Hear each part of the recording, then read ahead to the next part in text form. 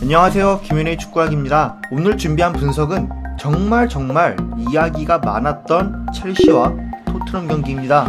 경기는 투엘과 콘테의 설전과 심판 판정으로 인해 전술에 대한 이야기가 덜 주목받게 되었는데, 제 개인적인 생각으로는 두 감독의 전술 싸움은 굉장했다고 생각하고, 오히려 두 감독의 전술 싸움이 더 주목받지 못한 게 한편으로는 아쉬웠습니다. 이 경기에서의 전술 싸움의 핵심 포인트는 투엘이 준비했던 전술이 손흥민과 케인을 묶어내는 데 성공한 점이 포인트입니다. 이 경기에서 토트넘 공격진의 터치 횟수가 바로 전 경기였던 사우스햄튼과의 경기 때보다 터치 횟수가 적은 점을 통해 간접적으로 알 수 있었습니다. 물론 사우스햄튼과 첼시를 비교선상에 두기에는 두 팀의 객관적인 차이가 있지만, 이 경기의 전체적인 스탯을 봤을 때 첼시가 많은 시간을 지배하면서 토트넘이 잘할 수 있는 포인트를 제어했다고 봐야 했습니다. 그래서 라인업을 먼저 봤을 때 투엘은 쿠쿠렐라와 지크를 선발로 세웠고 리스 제임스를 스토퍼로 뒀는데, 쿠쿠렐라는 최근 벤치럴 폼이 좋지 않은 관계로 나왔지만 지크는 우측 윙백으로 나왔습니다. 이렇게 나오면서 투엘은 토트넘의 후방 빌드업부터 전개하는 과정을 묶기 위한 전술을 만들었는데요.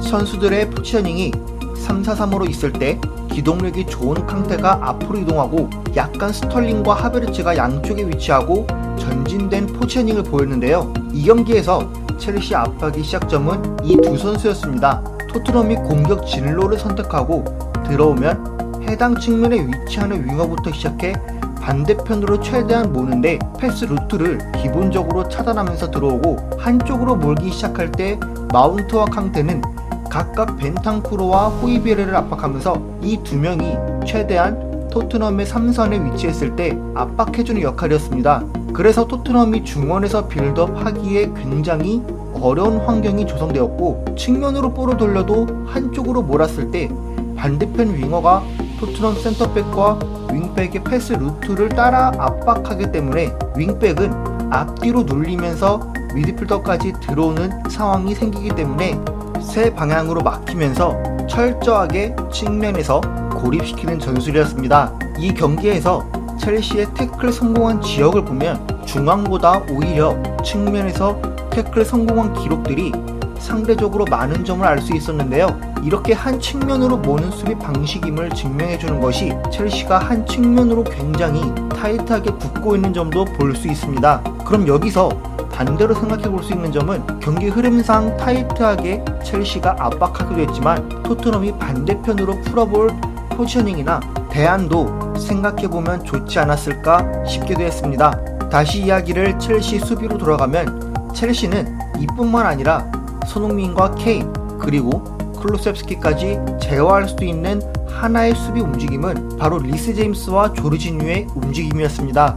이 경기에서 첼시의 수비 포메이션을 굳이 짚어보면 4-2-4라고 볼 수 있었는데, 캉테가 수비 라인 앞을 보호하기보다 오히려 앞을 이동하면서 마운트와 같이 상대를 몰아내는 움직임이었고, 토트넘 공격 특징상 투볼란치로 공격을 진행할 때 공격진들 중 한 명이 내려오는 패턴을 가져가기 때문에 투엘은 이 상황을 리스 제임스가 수비 라인 앞에서 위치하게 만들면서 조르지뉴와 투볼란치 조합으로 있을 수 있게 만들었습니다. 때문에 공격진 중에 한 명이 내려가도 투볼란치 중 한 명이 따라가고, 남은 한 명이 수비 라인 앞을 보호해주면서 동시에 쿠쿠렐라, 쿨리발리, 실바가 후방에서 넓은 범위를 커버할 수 있었기 때문에 손흥민이나 케인을 첼시의 투볼란치 조합이 큰 무리 없이 타이트하게 압박할 수 있었습니다. 그래서 이렇게 앞뒤로 빌드업이 거의 묶였기 때문에 호이비에르나 벤탄쿠르가 후방에서 수비 라인 쪽으로 내려갈수록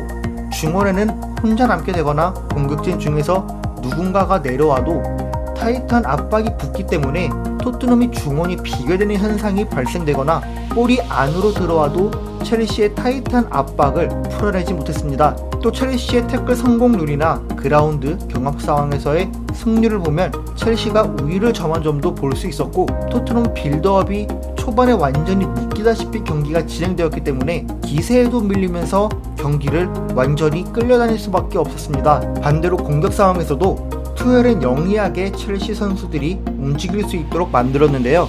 투엘은 종종 치크가 윙백으로 출전할 때 후방 빌드업에서 항상 안으로 좁히는 변칙적인 움직임을 가져가면서 중원에 도움이 될 수 있도록 만들기도 했는데, 이번 경기에서는 오히려 후방에서 윙백이 위치할 공간에 있게 만들고 공격 진영에서 안쪽으로 좁힐 수 있도록 만들었습니다. 치크의 히트맵과 터치맵을 보면 상대 공격 진영에서는 측면부터 하프 스페이스까지 영향력을 가져갈 수 있도록 만들었고, 후방에서는 오히려 첼시가 진영을 넓게 활용했습니다. 첼시와 토트넘의 산성을 놓고 봤을 때 두 팀 다 3-4-3 형태를 보이기 때문에 수비 상황에서 수적 동루를 만들 수 있는 상황인데, 첼시의 빌드업 특징상 한쪽으로 쏠리는 현상이 있기 때문에 반대편에 있는 공격수가 내려오면 업앤다운식의 패스 패턴만 보여도 반대로 전환할 수 있는 패스 루트는 금방 열리게 됩니다. 때문에 첼시는 비교적 간편하게 압박을 풀어낼 수 있었고, 이 장면만 봐도 한 라인으로 일자로 위치하는 게 아니라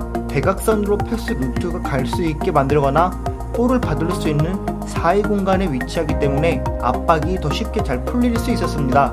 그리고 토트넘이 수비 라인을 다 낮췄을 때 첼시의 공격 패턴이나 움직임도 토트넘이 어떤 부분에서 약점이 있는지를 투엘은 파악하고 있다는 걸 알 수 있는데요. 콘테의 토트넘은 지난 시즌부터 5-4-1 수비 형태에서 리버풀과 맨시티를 상대할 때 잠깐 보였던 장면이, 미드필더가 바깥쪽으로 이동할 때 다이어가 앞으로 조금 이동해 수비 라인 앞 공간을 커버해주는 장면들이 나왔는데, 이는 콘테도 미드필더가 앞으로 나가면 공간이 발생하는 약점을 잘 알고 있는 셈이지만, 반대로 2선에서 많은 숫자가 위치될 때 다이어도 쉽게 나오지 못하기 때문에 오히려 첼시는 캉테나 조르지뉴 그리고 후방에 있는 선수들까지 전진하게 만들면서 최대한 토트넘의 윙어나 미드필더가 앞으로 나올 수 있게 만들고, 제 개인적인 느낌에 평상시보다 첼시가 하프 스페이스 공간을 향한 전진 패스가 더 적극적으로 나오는 느낌이 들었습니다. 또 전방에 있는 마운트나 치크가 안쪽에서 내려오는 움직임도 최대한 바깥으로 끌고 나올 수 있도록 만들고, 치크가 앞서 말한 것처럼 안쪽으로 들어오거나 페널티 박스 안으로 들어가는 움직임도 높이 싸움이나 페널티 박스 안에서 힘으로 밀리지 않도록 하기 위함으로도 볼 수 있었습니다. 이런 상황이 지속되다가 콘테도 분명 분위기를 반전시킬 만한 카드를 꺼냈는데, 히샤를리송을 투입시키고 세세뇽을 빼면서 4-2-4 형태로 포메이션을 전환했습니다. 이 전술 변화는 공격 숫자를 더 늘리면서 토트넘이 경기장을 넓게 활용하겠다는 의도가 보이는 변화였는데, 3선은 내려가서 빌드업을 돕고 손흥민과 클로세스키는 내려와서 받아주는 움직임을 가져가기 때문에 이런 움직임이 무승부를 기여할 수 있도록 변화를 가져갔다고는 보기 어려웠습니다. 오히려 수비 상황에서 4-4-2로 위치하면서 한쪽으로 몰 수 있도록 만들었지만 수비 라인과 3선 간의 거리는